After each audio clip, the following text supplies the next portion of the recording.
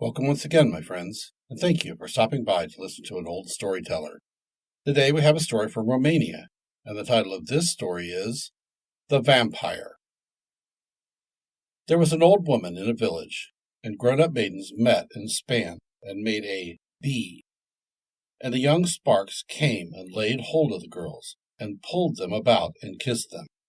But one girl had no sweetheart to lay hold of her and kiss her. And she was a strapping lass, the daughter of wealthy peasants. But 3 whole days no one came near her. And she looked at the big girls, her comrades, and no one troubled himself with her. Yet she was a pretty girl, and a prettier was not to be found. Then came a fine young spark, and took her in his arms, and kissed her, and stayed with her until the cock crowed.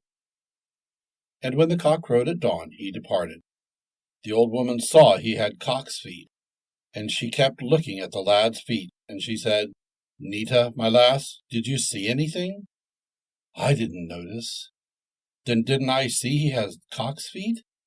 "Let be, mother, I didn't see it." And the girl went home and slept, and she arose and went off to the spinning, where many more girls were holding a bee. And the young sparks came and took each one his sweetheart. And they kissed them, and stayed a while, and then went home. And the girl's handsome young spark came and took her in his arms, and kissed her, and pulled her about, and stayed with her until midnight. And the cock began to crow. The young spark heard the cock crowing, and departed. What said the old woman was in the hut? "Nita, did you notice that he had horse's hooves?" And if he had, I didn't see. Then the girl departed to her home. And she slept and arose in the morning, and did her work that she had to do. And night came, and she took her spindle and went to the old woman in the hut. And the other girls came, and the young sparks came, and each laid hold of his sweetheart. But the pretty girl looks at them. Then the young sparks gave over, and departed home. And only the girl remained neither a long time nor a short time. Then came the girl's young spark. Then what would the girl do? She took heed, and stuck a needle and thread in his back. And he departed when the cock crew, and she knew not where he had gone to. Then the girl arose in the morning, and took the thread, and followed up the thread, and saw him in a grave where he was sitting. Then the girl trembled, and went back home. At night the young spark that was in the grave came to the old woman's house, and saw that the girl was not there. He asked the old woman, "Where's Nita?" "She has not come." Then he went to Nita's house, where she lived, and called, "Nita, are you home?" Nita answered, "I am." "Tell me what you saw when you came to the church, for if you don't tell me, I will kill your father." "I didn't see anything." Then he looked, and he killed her father, and departed to his grave. Next night he came back. "Nita, tell me what you saw."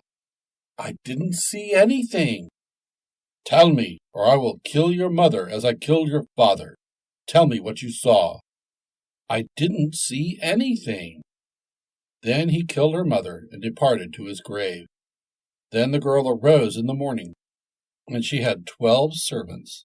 And she said to them, "See, I have much money and many oxen and many sheep, and they shall come to the 12 of you as a gift, for I shall die tonight. And it will fare ill with you if you bury me not in the forest at the foot of an apple tree." At night came the young spark from the grave and asked, "Nita, are you at home?" "I am." "Tell me, Nita, what you saw 3 days ago, or I will kill you as I killed your parents." "I have nothing to tell you." Then he took and killed her. Then, casting a look, he departed to his grave. So the servants, when they arose in the morning, found Nita dead. The servants took her and laid her out decently.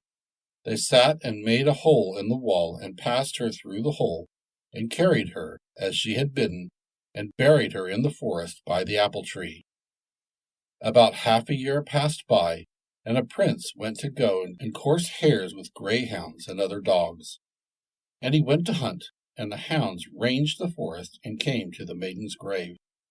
And a flower grew out of it, the like of which for beauty there was not in the whole kingdom. So the hounds came on her monument where she was buried, and they began to bark and scratched at the maiden's grave.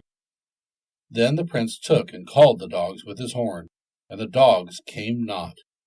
The prince said, "Go quickly thither." 4 huntsmen arose and came and saw the flower burning like a candle.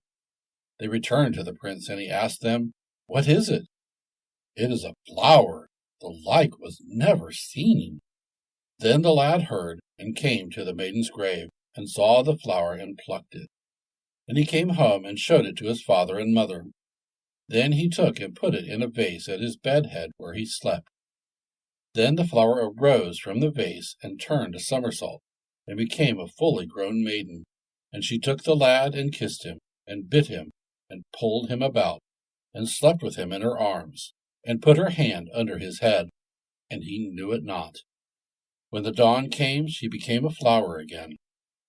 In the morning the lad rose up sick, and complained to his father and mother, "Mammy, my shoulders hurt me, and my head hurts me."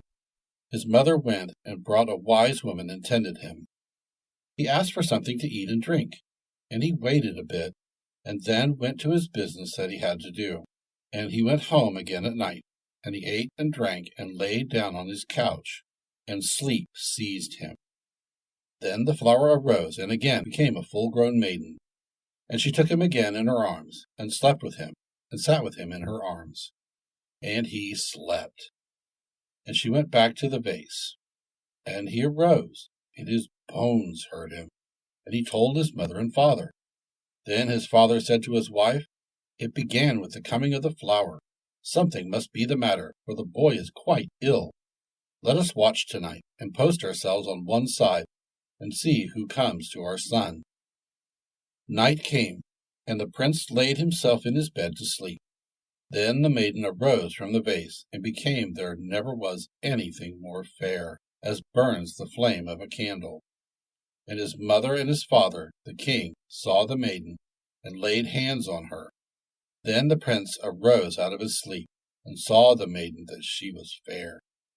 Then he took her in his arms, and kissed her, and lay down in his bed, slept until day.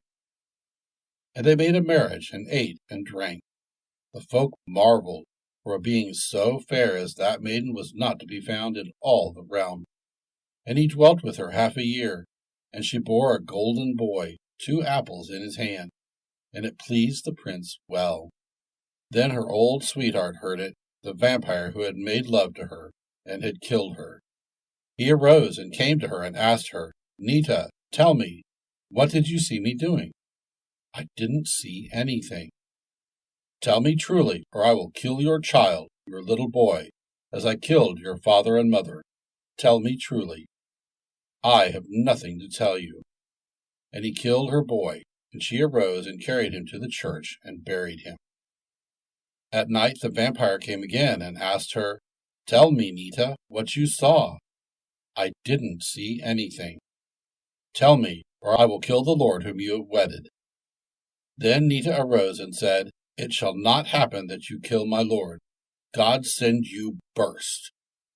The vampire heard what Nita said, and burst.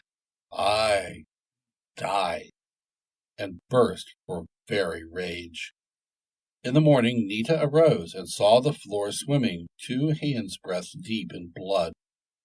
Then Nita bade her father-in-law take out the vampire's heart with all speed.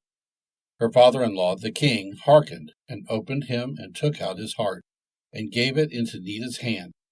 And she went to the grave of her boy, and dug the boy up, applied the heart, and the boy arose. And Nita went to her father and to her mother, and anointed them with the blood, and they arose. Then, looking on them, Nita told all the troubles she had borne, and what she had suffered at the hands of the vampire. Thank you once again for listening to this story. If you enjoyed this story, please press that like button. Also, please help an old storyteller out by subscribing to my channel. The next story will be posted in a few days, so until then, may your story continue to be a good one.